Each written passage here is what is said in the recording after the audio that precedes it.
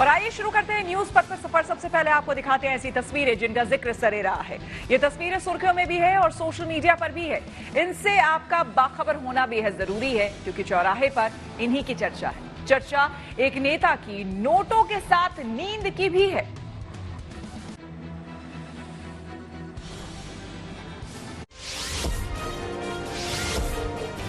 असम में एक नेता की 500 रुपए के नोटों के साथ लेटे होने की तस्वीर सोशल मीडिया पर वायरल हो गई। इस तस्वीर में बेंजामिन बसुमतारी एक बिस्तर पर लेटे हुए हैं। इस दौरान उनके ऊपर और बगल में काफी नोट बिखरे दिख रहे हैं। वहीं असम के राजनीतिक दल यूनाइटेड पीपल्स पार्टी लिबरल ने इस मामले में सफाई दी और कहा कि अब पार्टी का बसुमतारी से कोई लेना देना नहीं है। उन्हें जनवरी में ही अनुशासनहीनता के मामले में पार्टी से सस्पेंड किया जा चुका है। बताया ये भी जा रहा है कि ये तस्वीर 5 साल पहले खींची गई थी और ये नोट बसुमतारी की बहन के थे। लोकसभा चुनाव के बीच राजस्थान के पाली में एक शादी का कार्ड सुर्खियों में आ गया। दरअसल दूल्हे ने इस कार्ड के जरिए मतदान की भी अपील की। इसमें राजस्थानी भाषा में ये अनोखे तरीके से गुजारिश की गई। वहां शादी और चुनाव एक ही दिन 26 अप्रैल को है। ऐसे में दूल्हे के परिवार ने तोहफे लाने की बजाय दिन में पोलिंग बूथ पहुंचकर वोट करने की सलाह दी। फिर शादी समारोह में शामिल होने की बात कही। नोएडा में होली पर स्कूटी से स्टंट और भद्दे वीडियो बनाने की आरोपी युवतियों और युवक ने अब माफी की गुहार लगाई। ट्रैफिक पुलिस ने इनकी स्कूटी का 33,000 रुपए का चालान भी काट दिया था। इतना ही नहीं, पुलिस ने अश्लीलता फैलाने के आरोप में केस भी दर्ज किया है। हालांकि अब इन लड़कियों ने पुलिस और लोगों से माफी मांगी। साथ ही कहा कि वो इतना भारी भरकम चालान भरने की स्थिति में नहीं है। मुझे ऐसा नहीं पता, हम रील्स ही बना रहे थे, ऐसा कोई दिक्कत नहीं है। ठीक है, तो उसके लिए मैं सबसे वो मांगूंगी, माफी मांगना चाहती हूँ क्योंकि मैं इतना पैसा नहीं भर सकती कहीं से, क्योंकि मेरे खुद ही मैं जिम्मेदार हूँ अपनी सब कुछ। मैं कहाँ से भरूंगी इतना? थोड़ा प्लीज मेरी हेल्प कीजिए, थोड़ा जितना हो कम से कम मेरा चालान कीजिए। और कोई हमारा मकसद इस तरह से नहीं था कि पब्लिक को मतलब ठेस पहुंचाना या किसी के साथ वो करना इस तरह से। होली पर कार से स्टंट का एक और वीडियो सोशल मीडिया पर वायरल हो गया, जिसके बाद पुलिस ने कार्रवाई करते हुए इस महंगी गाड़ी को सीज कर दिया। इससे पहले वायरल वीडियो में दिख रहा था कि इस गाड़ी के ऊपर कुछ युवकों ने स्टंट किया। इसमें कुछ लड़के गाड़ी की खिड़कियों में बैठे नजर आए। अब पुलिस ने इस गाड़ी का भारी भरकम चालान भी कर दिया है। मध्य प्रदेश के छतरपुर में एक गहने की दुकान से चोरी का वीडियो सामने आया। इस मामले में 3 महिलाओं पर चोरी का आरोप लगा। दुकान मालिक का कहना है कि ये महिलाएं गहने देखने आई थीं। फिर महिलाओं के जाने के बाद उन्होंने अपनी ज्वेलरी चेक की तो देखा कि एक सोने की बेसर और टॉप्स गायब मिली। फिर सीसीटीवी देखने के बाद पुलिस में शिकायत दर्ज करवाई गई और अब इन महिलाओं की जानकारी बताने वाले को 5,000 रुपए का इनाम देने का भी ऐलान किया गया। जिंदगी का सफर सुहाना हो, इसके लिए सावधान रहना जरूरी है। रोजमर्रा की आपाधापी में कुछ देर बैठकर सोचना समझना भी जरूरी है कि आपके आसपास क्या हो रहा है और जो कुछ हो रहा है उससे हमारी जिंदगी, हमारा परिवार कैसे प्रभावित हो सकता है। इसलिए हॉर्न बजाकर बाखबर करने वाली खबर जरूरी होती है। और आज की ये खबर जॉब के जाल में फंसाने वाले दलालों से जुड़ी हुई है। दरअसल दिल्ली में पुलिस ने एक ऐसे गिरोह का भंडाफोड़ किया है जो पहले महिलाओं के लिए अच्छी नौकरी की वैकेंसी वेबसाइट्स पर देते थे, फिर महिला से बातचीत के बाद उन्हें जॉब ऑफर लेटर देकर दिल्ली बुला लेते थे। लेकिन दिल्ली आने पर महिलाओं को कैद कर लिया जाता था और उन्हें जबरन वेश्यावृत्ति के धंधे में धकेल दिया जाता था।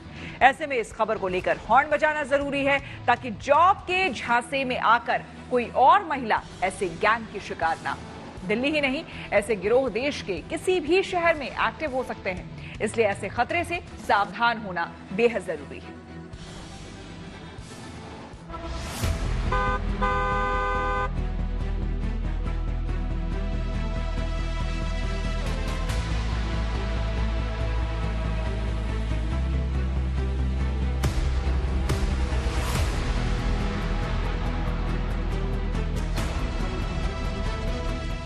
जब से इंटरनेट डेटा सस्ता हुआ है तब से कई काम ऑनलाइन होने लगे हैं। आजकल ऑनलाइन वैकेंसी की भरमार भी इंटरनेट पर देखी जा रही है।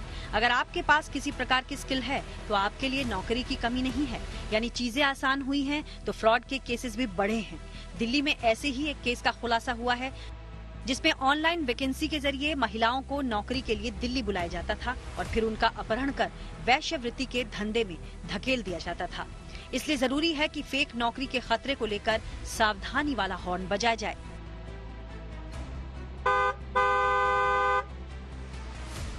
सबसे पहले आपको बताते हैं कि पूरा माजरा क्या है।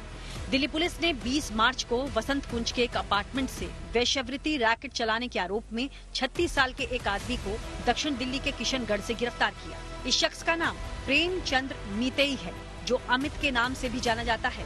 ये मूल रूप से मणिपुर का रहने वाला है, जो फेक जॉब ऑफर लेटर भेजकर अलग अलग राज्यों की महिलाओं को आकर्षित करता था और जो भी महिला उसके झांसे में आकर उसे कॉल करती थी तो वो उसे काम के लिए दिल्ली बुलाता था और उसे कैद कर वैश्यावृत्ति के धंधे में धकेल देता था। इस रैकेट का भंडाफोड़ तब हुआ जब 25 साल की एक महिला उस घर से भागने में कामयाब रही जहां उस शख्स ने उसे कैद कर रखा था। पुलिस के मुताबिक 19 मार्च को एक महिला ने उन्हें फोन किया और कहा कि उसकी बहन, जिसका अपहरण कर लिया गया था, वो भागने में कामयाब हो गई है, कृपया उसके पास पहुंचे। पुलिस को जो पीड़िता वसंत कुंज इलाके से मिली वो छत्तीसगढ़ के रायपुर की रहने वाली है। उसने पुलिस को बताया कि अमित नाम के एक शख्स ने उसे सैलून में नौकरी देने के बहाने दिल्ली बुलाया था, लेकिन जैसे ही वो दिल्ली पहुंची उसे वसंत कुंज अपार्टमेंट में जबरन कैद कर लिया गया और वैश्यावृत्ति के लिए मजबूर किया जाने लगा। 19 तारीख को हमारे को एक पीसीआर कॉल मिलती है कि एक युवती द्वारा जो कि रायपुर के रहने वाली हैं कि वो डिस्ट्रेस में हैं। उनकी सिस्टर ने कॉल की थी और जब हमारी जो लेडी आईओ और वसंत कुंज नॉर्थ थाने की जो टीम वहाँ पहुँचती है तो पाया जाता है कि ये युवती को गीतांजलि सैलून में नौकरी के झांसे से बुलाया जाता है, जॉब लेटर ऑफर लेटर देके, और इसको फिर एक जगह वसंत कुंज में डी ब्लॉक में एक जगह है पर्टिकुलर, वहाँ पे इसको ले जाया जाता है और फिर वहाँ पे से पता चलता है कि इसको देह व्यापार की तरफ धकेला जा रहा है। पीड़ित महिला को लेकर दिल्ली पुलिस वसंत कुंज इलाके के उस अपार्टमेंट में गई तो उसे वहां असम की एक और महिला मिली, जिसने बताया कि उसे ई-कॉमर्स में नौकरी का लालच देकर फंसाया गया था। पुलिस का कहना है कि वहां से पकड़ी गई महिलाओं ने आरोप लगाया कि अमित महिलाओं को जबरन इस घर में कैद कर रखता था और फिर उन्हें ग्राहकों के पास भेजता था। फर्जी जॉब लेटर भी इशू किया था, जैसे कि हमारी जो विक्टिम से बताया कि गीतांजलि का इशू किया गया, फ्लिपकार्ट का इशू किया गया और उसके बाद यहाँ आने के बाद उनको ये देह व्यापार के उसमें ये धकेल देता था। पूछताछ में पता चला कि आरोपी अमित साइंस ग्रेजुएट है और उसके पास मास्टर डिग्री भी है। वो पीड़ितों को लुभाने के लिए ऑनलाइन विज्ञापन पोस्ट करता था। विज्ञापनों में दिल्ली और एनसीआर में महिलाओं के लिए रिसेप्शनिस्ट, प्राइवेट सेक्रेटरी और एग्जीक्यूटिव पदों के लिए आकर्षक नौकरियों की जानकारी दी जाती थी, जो एक झटके में लोगों को पसंद आ जाए। और जब महिलाएं ऑफर के मुताबिक दिल्ली आती थीं, तो वो उन्हें वसंत कुंज में किराए के अपार्टमेंट में कैद कर देता था और फिर उन्हें गुरुग्राम और दिल्ली के अलग अलग इलाकों में ग्राहकों के पास भेज देता था। कुल मिलाकर 3 लड़कियां पुलिस को बरामद होती हैं सिर्फ एक लड़की की हिम्मत की वजह से। इस मामले में अब तक पुलिस ने जो मुख्य आरोपी है, जिसका नाम अमित बताया जा रहा है, उसे गिरफ्तार कर लिया है और कहा जा रहा है कि 7 बैंक अकाउंट्स को भी पुलिस ने सीज किया है। जांच के दौरान पुलिस को एक और महिला मिली जो हिमाचल प्रदेश की रहने वाली है। उसने बताया कि अमित ने उसे इंटरव्यू के लिए किशनगढ़ अपने घर पर बुलाया था। उसने उसके साथ बलात्कार करने की कोशिश की और आपत्तिजनक फोटो खींच लिए और उसे वायरल करने की धमकी देकर उससे वैश्यावृत्ति करवाने लगा। पुलिस को जांच में और भी कई खुलासे होने की अब उम्मीद है, लेकिन ऑनलाइन वैकेंसी के विज्ञापनों से सतर्क रहने की आप सभी को जरूरत है और बहुत ही सोच विचार कर अप्लाई करने की कोशिश करने के साथ ही सावधानी वाला हॉर्न भी आप जरूर बजाएं।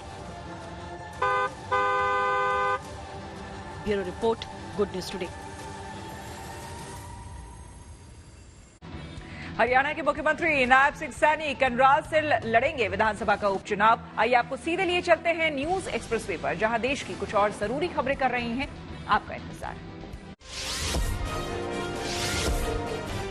दिल्ली के सीएम अरविंद केजरीवाल की गिरफ्तारी पर अमेरिका की ओर से की गई टिप्पणी पर भारत ने आपत्ति जताई। भारतीय विदेश मंत्रालय ने दिल्ली में अमेरिका की कार्यवाहक मिशन उप प्रमुख ग्लोरिया बर्बेना को तलब किया।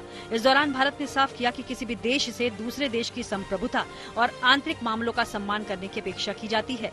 इससे पहले अमेरिकी विदेश विभाग के प्रवक्ता मैथ्यू मिलर ने कहा था कि दिल्ली के मुख्यमंत्री अरविंद केजरीवाल की गिरफ्तारी की खबरों पर अमेरिका नजर बनाए हुए है। गृह मंत्री अमित शाह ने एक इंटरव्यू में कश्मीर को लेकर बड़ा बयान दिया। उन्होंने आफ्स्पा यानी armed force special powers act हटाने पर विचार करने के संकेत दिए। शाह ने कहा कि जम्मू कश्मीर से सेना वापस बुलाई जा सकती है और वहां की सुरक्षा पूरी तरह से पुलिस के हवाले करने पर विचार जारी है। केंद्रीय मंत्री नितिन गडकरी ने महाराष्ट्र के नागपुर से अपना नामांकन दाखिल कर दिया। इस मौके पर उनके साथ मुख्यमंत्री एकनाथ शिंदे और डिप्टी सीएम देवेंद्र फडणवीस भी मौजूद रहे। नागपुर में लोकसभा चुनाव के पहले चरण में 19 अप्रैल को मतदान होगा। पश्चिम बंगाल के वर्धमान दुर्गापुर लोकसभा क्षेत्र से बीजेपी उम्मीदवार दिलीप घोष ने सीएम ममता पर की गई अपनी टिप्पणी के लिए खेद जताया। दरअसल ममता के खिलाफ विवादास्पद बयान देने को लेकर बीजेपी ने दिलीप घोष को नोटिस जारी किया। इस नोटिस पर दिलीप घोष ने कहा कि वो इसका जवाब भी पार्टी को चिट्ठी के जरिए देंगे। इसके अलावा उन्होंने टीएमसी नेताओं की ओर से दिए जाने वाले बयानों पर भी सवाल खड़े किए। चुनाव आयोग महिला विरोधी बयान देने को लेकर सख्त हो गया। इलेक्शन कमीशन ने बीजेपी उम्मीदवार दिलीप घोष और कांग्रेस नेता सुप्रिया श्रीनेत को नोटिस जारी किया। साथ ही इन दोनों से अपने अपने बयानों को लेकर जवाब मांगा। सुप्रिया ने कंगना पर विवादास्पद टिप्पणी की थी तो दिलीप घोष ने ममता पर भद्दा बयान दिया। ऐसे में चुनाव आयोग ने 29 मार्च शाम 5 बजे तक इनसे जवाब मांगा है। लोकसभा चुनाव के बीच उत्तर प्रदेश के कानपुर का एक वीडियो सोशल मीडिया पर वायरल हो गया। दरअसल बीजेपी प्रत्याशी रमेश अवस्थी जब ट्रेन से रेलवे स्टेशन पहुंचे तो कुछ पार्टी कार्यकर्ताओं ने गलती से किसी और को फूल मालाएं पहना दी। हालांकि इसी दौरान किसी ने धीरे से कहा कि रमेश अवस्थी पीछे आ रहे हैं। ऐसे में कार्यकर्ताओं का ध्यान वापस दूसरी तरफ ट्रेन की तरफ चला गया, जिसके बाद प्रत्याशी रमेश अवस्थी का स्वागत किया गया। वैसे जिस शख्स को रमेश अवस्थी समझकर मालाएं पहनाई जा रही थी वो बीजेपी के राज्यसभा सांसद बाबूराम निषाद थे। पंजाब में बीजेपी ने आम आदमी पार्टी को 2 झटके दिए। जालंधर के सांसद सुशील कुमार और जालंधर पश्चिम से विधायक शीतल अंगुराल ने पार्टी से इस्तीफा दे दिया। अब ये दोनों बीजेपी में शामिल हो गए। उन्होंने दिल्ली में बीजेपी ऑफिस में पार्टी की सदस्यता ली। कोलकाता एयरपोर्ट पर एक बड़ा हादसा टल गया। दरअसल इंडिगो और एयर इंडिया एक्सप्रेस के विमान की हल्की टक्कर हो गई। इससे एक विमान के पंख का कुछ हिस्सा टूटकर गिर गया। इस मामले में डीजीसीए ने जांच शुरू कर दी। और खबरों के एक्सप्रेसवे से आगे रुक करते हैं सियासी ढाबे का, जहां आज की सबसे दिलचस्प खबर मौजूद है। दिल्ली के मुख्यमंत्री अरविंद केजरीवाल शराब घोटाले के आरोप में ईडी की गिरफ्त में है। जेल में होने के बाद भी वो दिल्ली के मुख्यमंत्री के पद पर काबिज हैं। एक तरफ आम आदमी पार्टी केजरीवाल की गिरफ्तारी को गलत बता रही है तो बीजेपी उनसे इस्तीफा मांग रही है। इस बीच केजरीवाल को हाई कोर्ट से भी गिरफ्तारी को गलत बताने वाली याचिका पर राहत नहीं मिली है। लेकिन सबसे बड़ा धमाका उनकी पत्नी ने ये बोलकर कर दिया है कि 28 मार्च यानी कि कल केजरीवाल कोर्ट में तथाकथित शराब घोटाले की हर परत का खुलासा करेंगे। इसके बाद सियासी गर्मी तो बढ़नी ही थी, लिहाजा नेताओं की बयानबाजी भी तेज हो गई।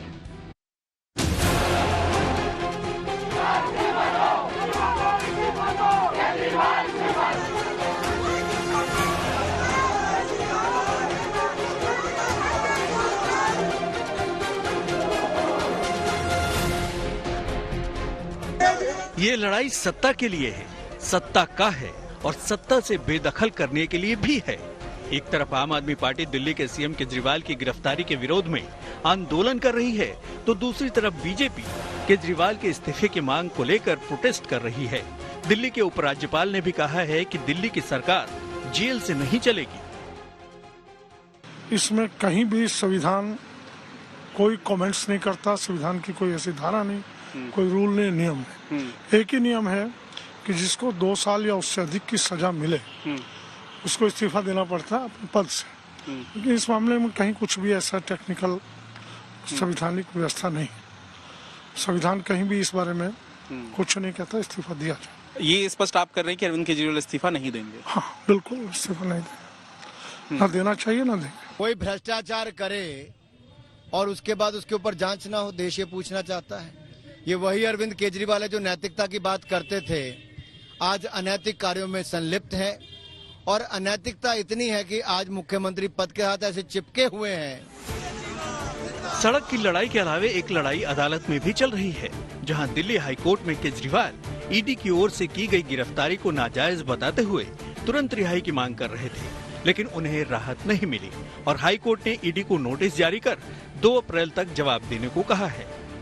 हाई कोर्ट की तरफ से जब कोई राहत देने से इनकार कर दिया है, उल्टा अब तो supreme court, high court, lower court, चाहे मनीष सिसोदिया हो, संजय सिंह हो, विजय नायर हो, किसी को राहत नहीं दे रहा। ना कोई केस क्वॉश कर रहा है, ना वो इस तर्क पर यकीन कर रहा है जो आम आदमी पार्टी कहती है कि कुछ नहीं मिला, चवन्नी तक नहीं मिली। आज हाई कोर्ट ने भी कहा है कि इस बात को जांचने की जरूरत है कि क्या ये अरेस्ट मोटिवेटेड है।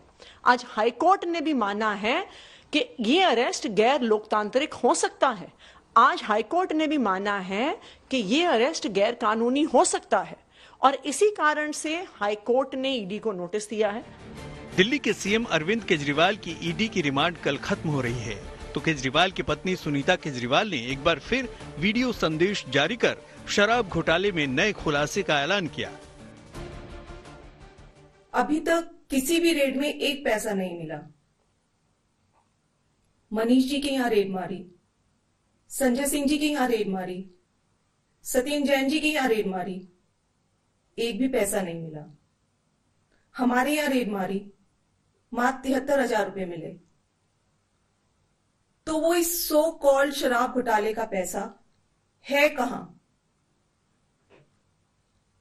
अरविंद जी ने कहा है कि इसका खुलासा वे 28 मार्च को कोर्ट के सामने करेंगे। सारे देश को सच सच बताएंगे कि इस सो कॉल्ड शराब घोटाले का पैसा है कहां। ईडी हिरासत में केजरीवाल से मिलकर आई उनकी पत्नी सुनीता केजरीवाल ने दावा किया है कि केजरीवाल की सेहत लगातार बिगड़ रही है, लेकिन वो दिल्ली वालों की भलाई के लिए डटे हुए हैं। उन्होंने कहा है, मेरा शरीर जेल में है, लेकिन आत्मा आप सबके बीच है। आंखें बंद करो, मुझे अपने आसपास महसूस करोगे। जय हिंद। आज तक आपने 10 साल में नहीं करा और ईडी की कस्टडी में जाने के बाद दिल्ली की हेल्थ की चिंता होने लगी। आपने 10 साल में किया होता तो आज जो दिल्ली में हेल्थ इंफ्रास्ट्रक्चर बढ़ना चाहिए, हेल्थ फैसिलिटी बढ़नी चाहिए, वो बड़ी होती। वो नहीं करा है और फिर अभी ईडी की कस्टडी में है और ईडी की कस्टडी से जनता की सहानुभूति जुटाने के लिए आपका प्रयास सफल नहीं होगा। बीजेपी केजरीवाल को लेकर हमलावर है। उसने केजरीवाल और उनके मंत्रियों के खिलाफ एक और शिकायत पुलिस में दर्ज कराई है, जिसमें केजरीवाल ने ईडी हिरासत से मंत्रियों को कथित चिट्ठी भेजी थी। बीजेपी के नेताओं ने पुलिस कमिश्नर से मिलकर चिट्ठी कांड की पूरी जांच करने की मांग की है।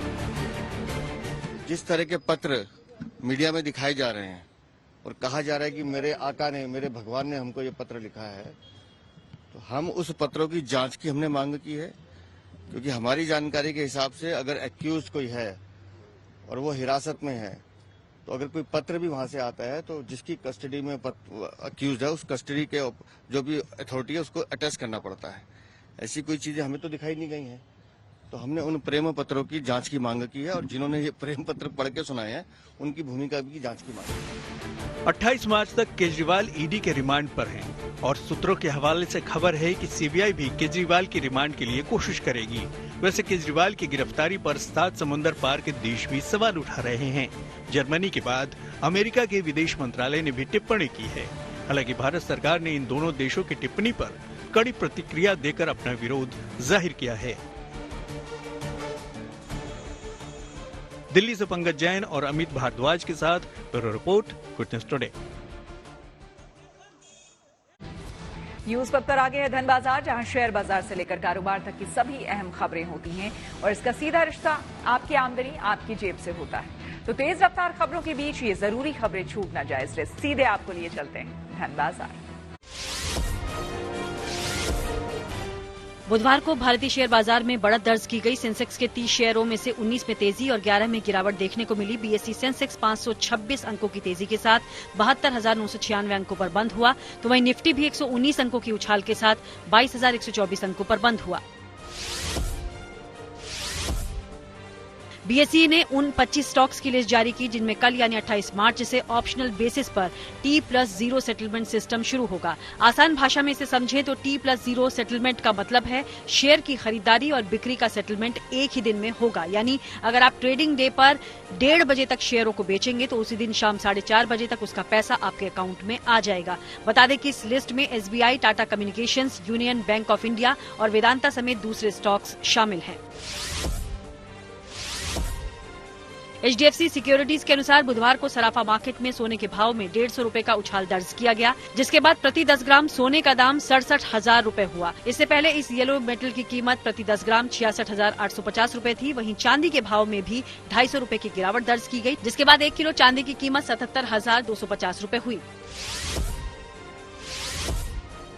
SBI ने कुछ डेबिट कार्ड से जुड़े एनुअल मेंटेनेंस चार्ज को रिवाइज किया है। खबरें हैं कि classic, silver, global contact lens debit card पर सालाना फीस को बढ़ाकर 200 रूपये प्लस GST कर दिया गया।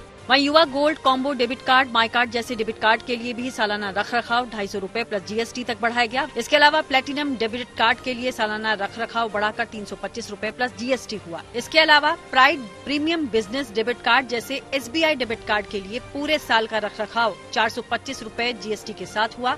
नई प्रस्तावित दरें इस साल 1 अप्रैल से SBI की वेबसाइट पर प्रभावी होंगी। इस बार होली के त्योहार पर जोमेटो के ब्लिंकिट, ज़ेप्टो और स्विगी, इंस्टामार्ट जैसी क्विक कॉमर्स कंपनियों ने खूब कमाई की। सोमवार शाम को मिले आंकड़ों के अनुसार इन सामानों में गुलाल, पिचकारी, मिठाई के साथ कई चीजें शामिल थी।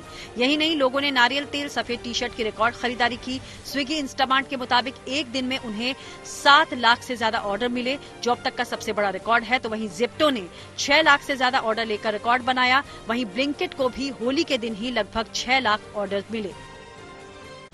और आइए अब रुक करते हैं प्रगति मार्ग का, जहां ऐसी खबरें हैं जो कि देश की तरक्की, प्रगति और लोगों की काबिलियत दिखाती है। आज आपको तस्वीर दिखाएंगे ऐसे प्रगति के रास्ते की जिसे तैयार किया जा रहा है गुजरात के अहमदाबाद में। धोलेरा नाम की जगह को विकसित करने के लिए यहां दिन रात काम जारी है। ऐसे में यहां कई नामी कंपनियों ने अपना काम भी शुरू कर दिया है, क्योंकि यहां तैयार की जा रही है देश की पहली ग्रीन फील्ड स्मार्ट सिटी। तो क्या खासियत है अहमदाबाद के धोलेरा में बन रहे इस प्रोजेक्ट की? गुड न्यूज टुडे की इस खास रिपोर्ट में देखिए।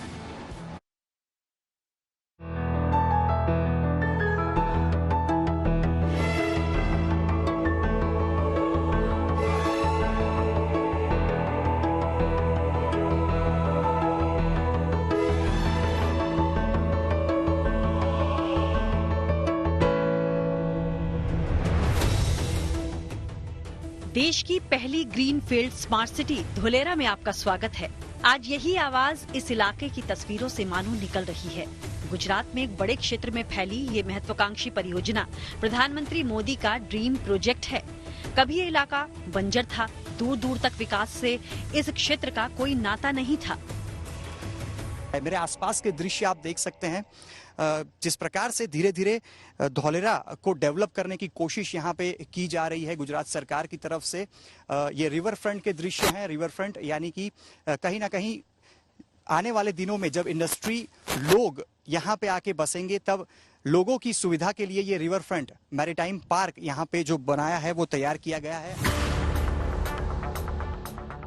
साल 2009 में प्रधानमंत्री मोदी ने धोलेरा को स्मार्ट सिटी बनाने पर विचार किया और उस सोच को बीते 5 साल में उस जगह धरातल पर लाकर खड़ा कर दिया, जहां आज धोलेरा अंतर्राष्ट्रीय पटल पर चमक रहा है, दमक रहा है। ये जो एरिया है 22 स्क्वायर किलोमीटर का एरिया डेवलप हो चुका है। 22 स्क्वायर किलोमीटर का एरिया काफी बड़ा एरिया होता है, जो आप देख पा रहे हैं। जहां तक आपकी नजर जा रही है वहां तक डेवलपमेंट हो चुका है और इंडस्ट्रीज आ रही हैं, सेटअप हो रही हैं।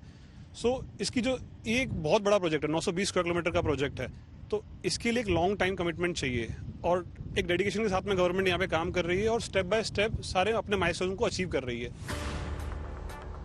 अहमदाबाद से 110 किलोमीटर की दूरी पर धोलेरा बसा है। यही देश की ये पहली ग्रीन फील्ड स्मार्ट सिटी धीरे धीरे आकार ले रही है, जिसका दायरा लगभग 920 स्क्वायर किलोमीटर बताया गया है।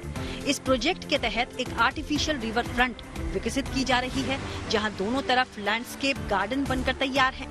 इस रिवर फ्रंट के बनने से यहां निवेश कर रही बड़ी बड़ी कंपनियों को सहूलियत के साथ साथ सेवा भी मिल पाएगी। देश का ये पहला ग्रीनफील्ड स्मार्ट सिटी अहमदाबाद से 2 गुना, सिंगापुर से 1.5 गुना और शंघाई से 6 गुना बड़ी जगह में आकार ले रहा है। ग्लोबल कंपनियां धुलेरा में इन्वेस्ट करें, इसके लिए इसे DMIC यानी दिल्ली मुंबई इंडस्ट्रियल कॉरिडोर के तहत विकसित किया जा रहा है। धुलेरा में टाटा की रिन्यूअल पावर फैक्ट्री लग चुकी है और सेमीकंडक्टर के प्लांट का भूमि पूजन हुआ है। यही नहीं, Hindustan petroleum, SBI Torrent power plant, Airbus, Monte Carlo limited जैसी इंडस्ट्रीज जल्द ही अपना काम धुलेरा में शुरू करने जा रही हैं। इसके अलावा यहाँ सेमीकंडक्टर हब तैयार होगा, जिसके लिए गुजरात सरकार के साथ केंद्र सरकार भी काम कर रही है। धुलेरा में 4400 मेगावाट क्षमता का सोलर पार्क भी है, जो इस स्मार्ट सिटी को बिजली देगा। ये भारत का सबसे बड़ा सोलर पार्क होगा। इसके अलावा धुलेरा ग्रीनफील्ड स्मार्ट सिटी की बाकी जगहों के साथ कनेक्टिविटी आसान बनाने का काम भी अगले 2-3 सालों में पूरा हो जाएगा। तो चाहे वो 10 लेन की सड़कें और कार्गो पैसेंजर के लिए इंटरनेशनल एयरपोर्ट निर्माण हो या एक्सप्रेसवे हो। कभी बंजर इलाकों में शुमार धुलेरा को लेकर किसी ने नहीं सोचा होगा कि एक दिन यहाँ न केवल ग्लोबल कंपनियां दिलचस्पी दिखाएंगी, बल्कि उनकी सहूलियत के लिए मैरीटाइम रिवर फ्रंट का निर्माण विकास की एक हरी भरी तस्वीर दिखाएगा। फिलहाल तो धुलेरा में कई कंपनियों का एस्टेब्लिशमेंट एक्टिव हो गया है।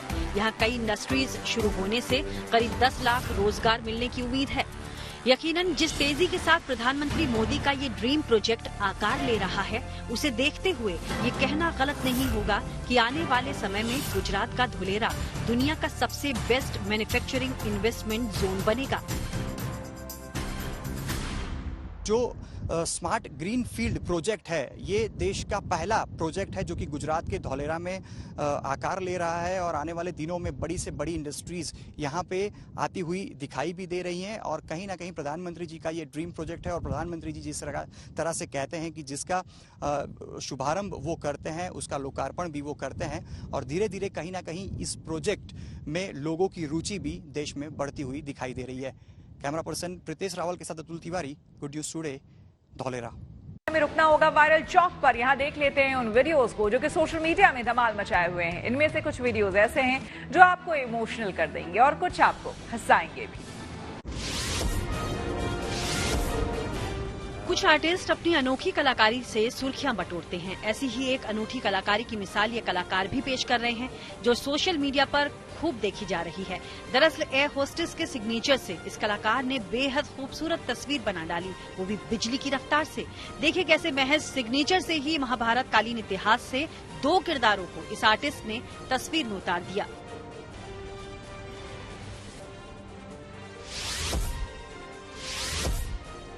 अक्सर कई धार्मिक स्थलों पर बड़ी संख्या में बंदर घूमते दिख जाएंगे। ऐसे में कई बार ये मस्ती के मूड में रहते हैं, तो कभी भूख लगने पर अपनी बात मनवाने के लिए भी लोगों के सामान पर हाथ साफ कर देते हैं। हाल ही में सोशल मीडिया पर एक और वीडियो लोगों का ध्यान खींच रहा है, जिसमें एक बंदर इंसानों की चालाकी को फेल करते हुए कुछ ऐसे गजब तरीके से डील रखता नजर आ रहा है। क्या आपने कभी ऐसा सोचा था कि रेगिस्तान में दौड़ने वाले ऊंटों को कुछ ऐसे कार में बैठाकर सड़कों पर सैर कराई जाएगी? ऊंट को कार में लाद कर ले जाने का ये वीडियो सोशल मीडिया पर खूब वायरल है। ऊंट कार की डिक्की में रखा गया है। हालांकि डिक्की पूरी तरह बंद नहीं है, उसका चेहरा दिखाई दे रहा है। ऊंट को किसी तरह रस्सी से बांधा गया है ताकि वो गिरे नहीं।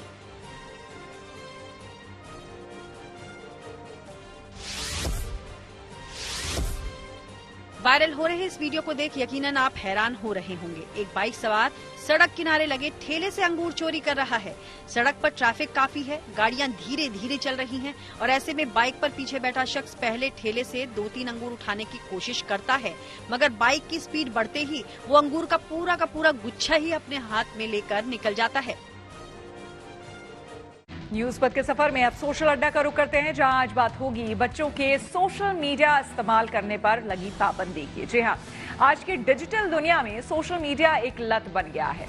इसके नकारात्मक असर को लेकर तमाम रिसर्च और स्टडी सामने आ रही है। ऐसे में सवाल ये है कि बच्चों में बढ़ती इस लत को कैसे रोका जाए। इसका जवाब अमेरिका के एक राज्य ने कानून बनाकर दिया है। अमेरिका के फ्लोरिडा राज्य में 14 साल से कम उम्र के बच्चे अब सोशल मीडिया का इस्तेमाल नहीं कर सकेंगे। फ्लोरिडा के गवर्नर रॉन डी सैंटस ने इससे जुड़े कानून को मंजूरी दे दी है। ये कानून अगले साल यानी कि जनवरी 2025 से लागू होगा। फ्लोरिडा में बने कानून के तहत कंपनियों से कहा गया है कि वे 14 साल से कम उम्र के बच्चों के सोशल मीडिया अकाउंट डिलीट करें। कानून के मुताबिक 14 से 15 साल के बच्चे इंस्टाग्राम और स्नैपचैट का इस्तेमाल सिर्फ तभी कर सकेंगे जब उनके पेरेंट्स इसकी लिखित मंजूरी देंगे। सभी सोशल मीडिया प्लेटफॉर्म से कहा गया है कि वो एज वेरिफिकेशन के बाद ही यूजर के अकाउंट एक्टिव करें। अगर कोई कंपनी 14 साल से कम उम्र के बच्चों का सोशल मीडिया अकाउंट डिलीट नहीं करती है तो उसे संबंधित बच्चे को $10,000 यानी कि करीब 8,33,000 रुपए का मुआवजा देना होगा।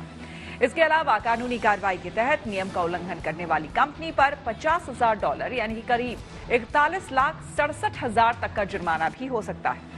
कानून में सोशल मीडिया से बच्चों की मेंटल हेल्थ पर पड़ने वाले बुरे असर से जुड़ी कई बातों का जिक्र है, जिससे बचने के लिए इस कानून को लागू करने का फैसला किया गया। हालांकि कानून के जानकार मान रहे हैं कि इस कानून के कुछ हिस्से अमेरिकी संविधान का उल्लंघन है, लिहाजा इसे अमेरिका के सुप्रीम कोर्ट में चुनौती दी जा सकती है। सवाल सिर्फ फ्लोरिडा के बच्चों का नहीं है, सोशल मीडिया प्लेटफॉर्म का इस्तेमाल पूरी दुनिया में बढ़ रहा है। हमारे देश में तो इंटरनेट यूजर्स की तादाद काफी बड़ी है, इनमें 14 साल से कम उम्र के बच्चे भी शामिल हैं। ऐसे में सवाल ये है कि क्या भारत में भी इस तरह के कानून की जरूरत है? इसी मुद्दे पर हमने कुछ लोगों से बात की और उनकी राय जानी।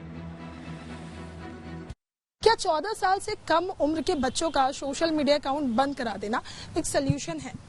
मेरे हिसाब से किसी चीज को बैन कर देना सोल्यूशन नहीं है, ठीक है, क्योंकि एक्चुअली आपको एजुकेट करना पड़ेगा बच्चों को भी और खासकर पेरेंट्स को भी कि कैसे उस इंटरनेट को यूज करना है, क्योंकि एक इंटरनेट हथियार है, उनको उससे कुछ चीजें सीखने को मिलती हैं, कुछ चीजें नुकसान भी देती हैं, तो आपको उस चीज को सिखाना पड़ेगा उनको, ठीक है। आप उसको डराइए मत उस चीज से, बल्कि आप उसको सिखाइए कि उस बच्चे को क्या चीज देखनी है और क्या चीज नहीं देखनी है, उसको बचपन से इस चीज को सिखाना पड़ेगा।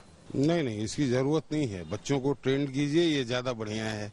पेरेंट्स ट्रेंड करें बच्चों को और अच्छे से ट्रेंड करें कि इसका प्रॉस एंड कॉन्स क्या होगा। अगर हम किसी चीज को बताते हैं, मना करते हैं, तो क्यों मना कर रहे हैं, क्या है इसका नेगेटिव इफेक्ट क्या है, बच्चे पर क्या आएगा, और अगर हम इसको बढ़ावा देते हैं तो इसका पॉजिटिव इफेक्ट क्या आएगा। चूंकि मैं डीएवी में टीचर रह चुकी हूँ, इसलिए बीइंग अ टीचर मेरा ये है कि किसी चीज पर बैन करना it is not the solution, बशर्ते कि उसको सही मायने में इम्प्लीमेंट करें हम, और जब हम सही मायने में इम्प्लीमेंट करेंगे तो रिजल्ट हमारा बेहतरीन होगा। This is the right decision जो फ्लोरिडा ने किया है, वो इंडिया में भी डेफिनेटली इम्प्लीमेंट होना चाहिए, बिकॉज उस टेंडर एज में आप बच्चों को इतना इजीली एडुकेट नहीं कर सकते कि what are the right measures, किस तरीके से उनको सोशल मीडिया यूज करना है। तो आई think this is the right decision. Only thing is कि सिर्फ गवर्नमेंट कुछ नहीं कर सकती, यहाँ पे पेरेंट को भी अब सेकेंड स्टेप लेना पड़ेगा। दे नीड टू एंश्योर कि अगर उनका अकाउंट ब्लॉक हुआ है तो वी ऑल नो कि सब अपने पेरेंट्स का अकाउंट यूज करते हैं, राइट। पापा अपना क्रेडिट कार्ड दे देते हैं, right. Sometimes they actually steal और they enter that information. So the buck doesn't stop at the government, parents also need to do something. So I feel this is the right decision, because हमें सबको पता है कि आजकल phone addiction इतना ज्यादा हो गया है बच्चों में, उनका आंखों की प्रॉब्लम, दे आर छोटी छोटी एज में डिप्रेशन पे जा रहे हैं बच्चे, राइट। तो all of those things it's very difficult to control. I think this is the right decision and we should decide at age की okay after 10 years, 14 years, 16 years, maybe whatever is the age, and experts can take that call, but I think after that age we should decide कि okay now they are allowed to do or make their own accounts on the social media. हर एक चीज की एक as होती है, जैसे कि बच्चा अगर छोटा है तो वो खेलेगा, ठीक है। अब 14 एज अगर गवर्नमेंट ने डिसाइड किया तो वो कुछ सोच समझ के 14 के बाद उसे जो भी करना है, अकाउंट्स बनाना है या फिर जो आपको आईटी से सीखना है, यूट्यूब से सीखना है, सीखो। लेकिन आजकल का टाइम में क्या है, कंटेंट बहुत वल्गर आने लगे हैं, जो कि हमारे बच्चों के लिए, एजुकेशन के लिए ठीक बिल्कुल भी नहीं है।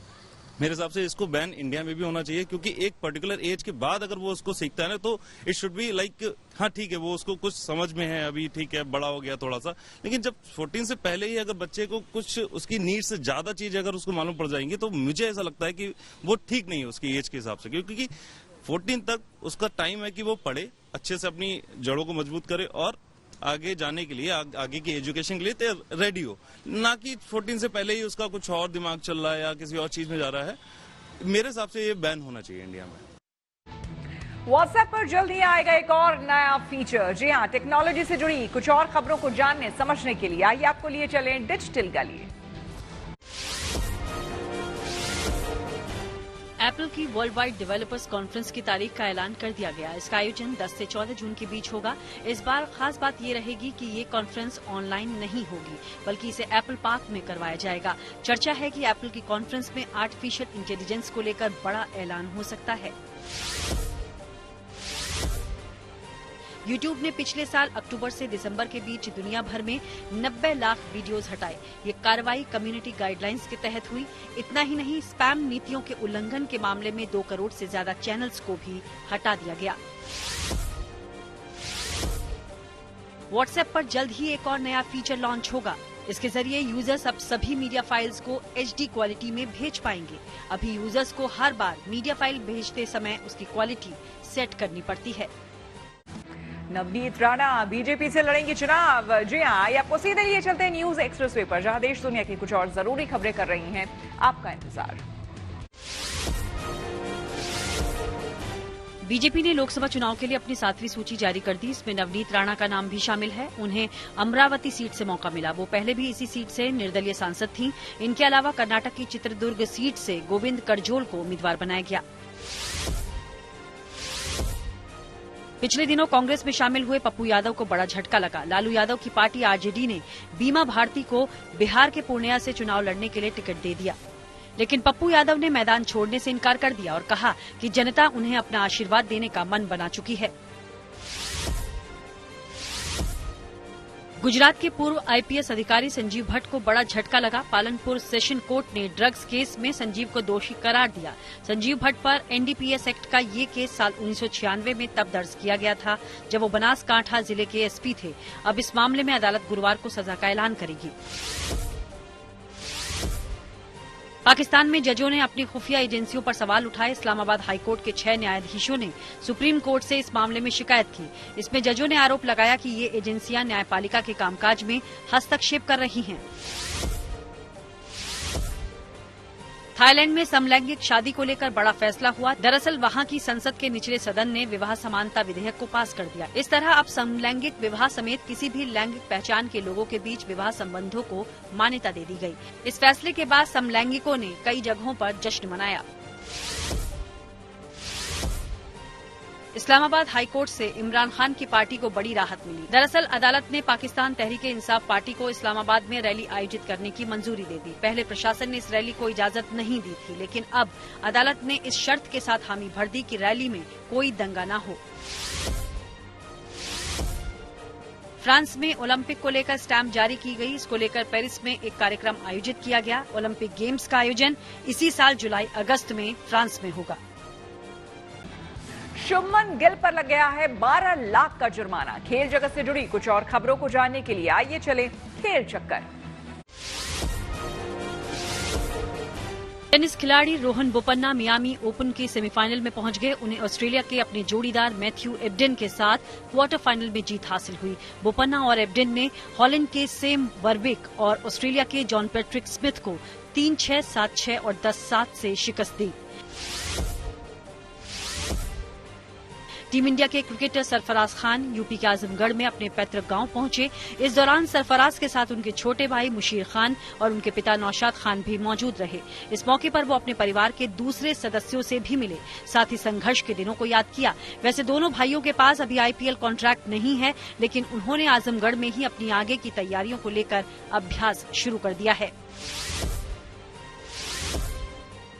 गुजरात टाइटंस के कप्तान शुभमन गिल पर स्लो ओवर रेट को लेकर कार्रवाई की गई। उन पर 12 लाख रुपए का जुर्माना लगाया गया। ये मामला चेन्नई सुपर किंग्स के साथ मंगलवार को खेले गए मुकाबले से जुड़ा है।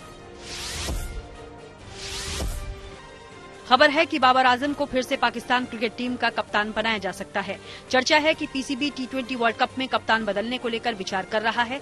पिछले साल वर्ल्ड कप में हार के बाद शाहीन अफरीदी को सीमित ओवर्स के फॉर्मेट के लिए टीम का कप्तान नियुक्त किया गया था, जबकि शान मसूद को टेस्ट टीम की कमान सौंपी गई थी। हालांकि शाहीन अफरीदी के ससुर और पूर्व क्रिकेटर इन खबरों पर भड़क गए और कहा किसी भी कप्तान को थोड़ा समय दिया जाना चाहिए। पेरिस ओलंपिक के लिए निशानेबाजी के ट्रायल अप्रैल और मई में होंगे। इसके लिए भारतीय राष्ट्रीय राइफल संघ ने पिस्टल और राइफल निशानेबाजों की एक लिस्ट जारी की, जो ओलंपिक निशानेबाजी ट्रायल्स में हिस्सा लेंगे। ये ट्रायल दिल्ली और भोपाल में होंगे। इसी के साथ न्यूज पक में मेरे यानी कि श्वेता झा के साथ फिलहाल इतना ही। देश दुनिया की तमाम पॉजिटिव खबरों के लिए आप देखते रहिए गुड न्यूज टुडे।